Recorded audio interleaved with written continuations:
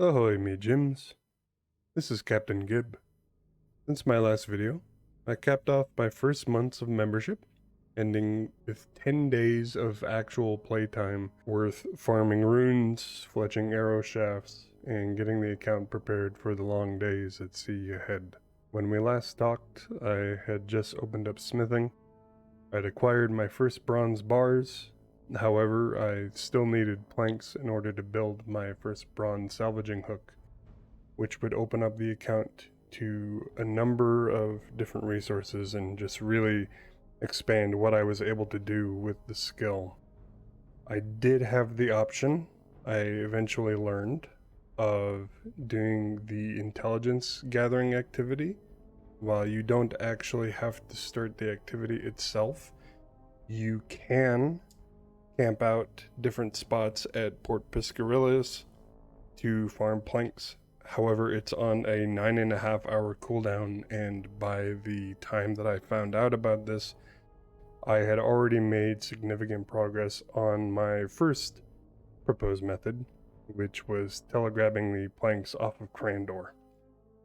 Since I don't have access to Intrana or the planks at Port Khazard or a sawmill, these really became the planks of focus for me, and since they were right there and had a method that was going to be fairly straightforward about how to get them, like I didn't have to necessarily worry about RNG all that much, that's where I wanted to focus my attention.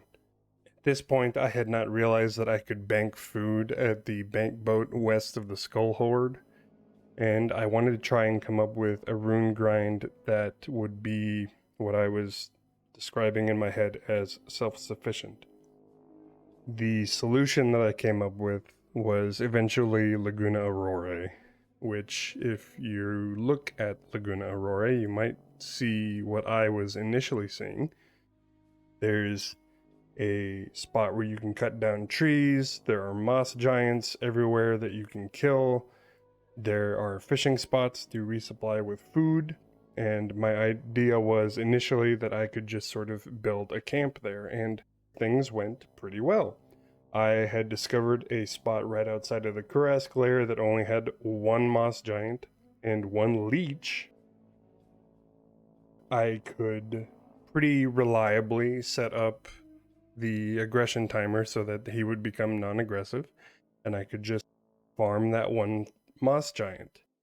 With that in mind, I really wanted to try and make this work. However, things very quickly fell apart. Within about the 10 hours that I allotted for quote-unquote testing this farm spot, I discovered a lot of really terrible problems. To start, while I had already leveled my fishing, cooking, wood cutting, and fire making, the only spot available for me that I could actually make use of was a big net spot, which would not upgrade to a harpoon spot without 72 fishing, I believe. This meant that I was reliant on catching bass from a big net spot, which, if you're not familiar, the big net likes to just clog your entire inventory with garbage and worse fish than bass themselves that are not really worth cooking. I initially tried cooking those lesser fish, but it was just not effective enough for what I was trying to do. There are trees that I could use to resupply my logs, however, they are yew trees and require 60 wood cutting. I did not want to delay getting planks so much by getting 60 wood cutting to make that detour, which meant that I had to bring my own logs to my farm from Deepfin Point, and every time I had to reset the farm by sailing out to get more logs, essentially, my skiff was almost always constantly sank by the pygmy krakens that defend the mooring point, which would be about 3.5 to 5.6 thousand gold every time I wanted to make that reset. The only other fishing spot that I had available to me on Laguna Aurora was a squid fishing spot, which I eventually did get the fishing to make use of. Unfortunately, because of my account restrictions, the only lantern that I'm going to be able to build is a bug lantern off of a Slayer Master purchase, which, for reasons I'm going to get into later, would be well beyond anything that I'm doing on this island.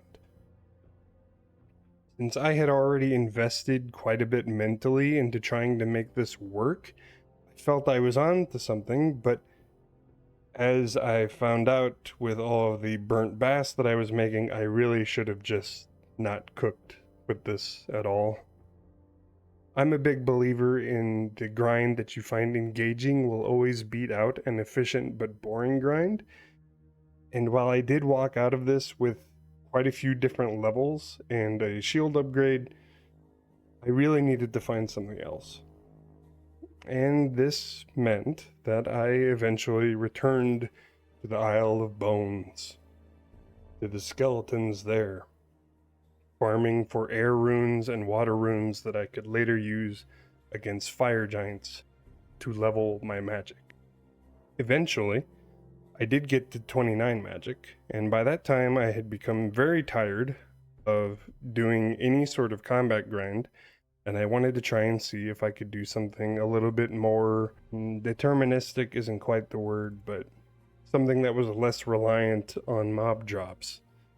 I would be trading this for gem drops, as you'll find out, but my plan was I was going to enchant red topaz bolts and get the 33 magic that way. I'm less certain about this grind now, whether or not that was actually a good idea, or whether or not I should have just kept to the skeleton farm that I was doing. But I did get 5 mining levels, a few fletching levels, and a few crafting levels, and I did, with the help of a lamp, eventually get enough topaz bolts to finally get my planks. So, with salvaging unlocked, now I had several different loot tables open to me that would allow me to level up my construction, the skill that most throttles my boat's progress, which is in turn one of the biggest throttles for my progress. Since I need to get collection items from each salvage, I just went in order, unlocking collection logs, as well as getting my sailor's amulet within my first 1,000 small salvage, which meant getting my first major teleport options for this account. I was super happy about getting that.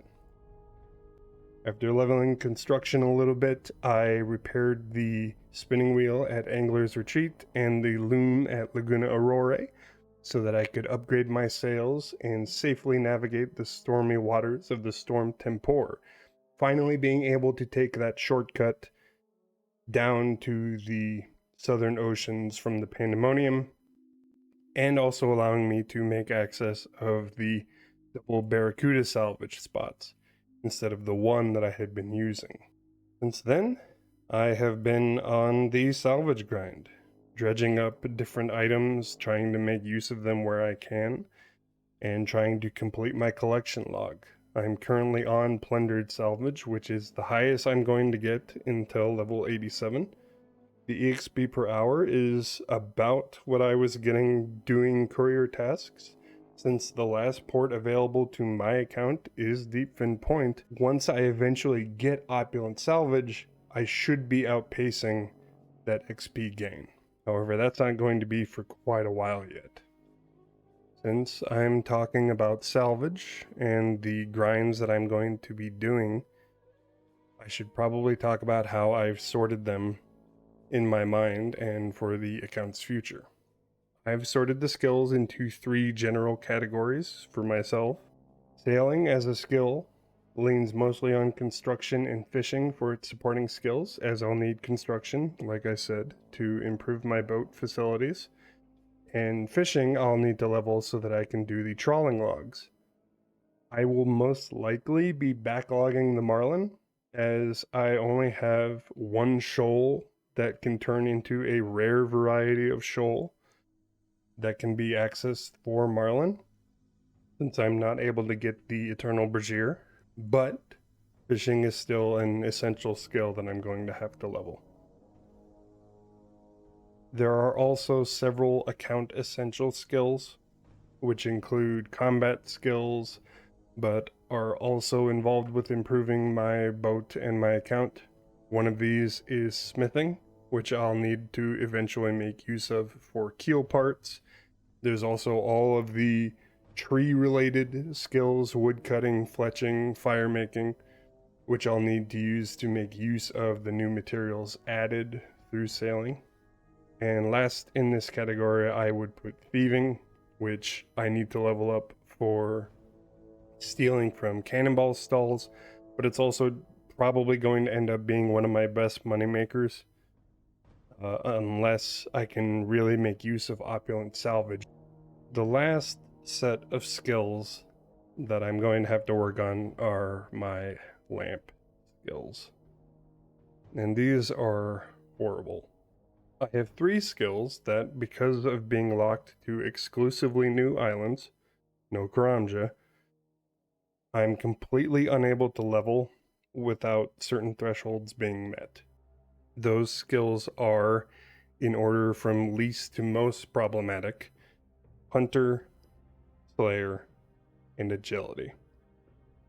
Without access to the bird snare at Land's End, I need to lamp Hunter to 21 before I can start catching red crabs.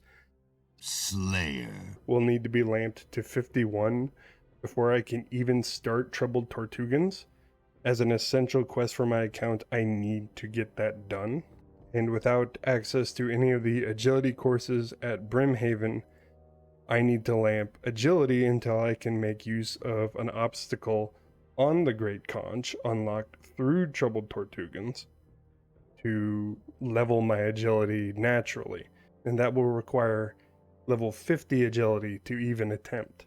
For perspective, all 3 skills combined will need approximately 680 lamps. Even if I somehow had the best luck imaginable and only got random events with a lamp option and got a lamp every single time that option came up, that would still be 700 hours before I could get those lamps to level those skills, since random events trigger roughly an hour apart from one another with some minor delay. However, I am a sailing account. All the time that I'm spent on the water seems to delay that timer whenever the game checks to see whether or not I'm eligible for an event. I have in the past docked at a different port or ashore every 5 minutes to try and catch that event as it triggers, but this is kind of stressful, it's distracting, and I don't know how reliable it's even been for getting me my random events. So, in order to try and both keep some variety for myself so I don't go crazy out on the water or cutting wood, I'm going to try and play the game with 1 day on the water and then doing something on shore for the off days. I think this will gradually progress all of the different skills that I'm working on in a way that should uniformly be pretty satisfying to level up.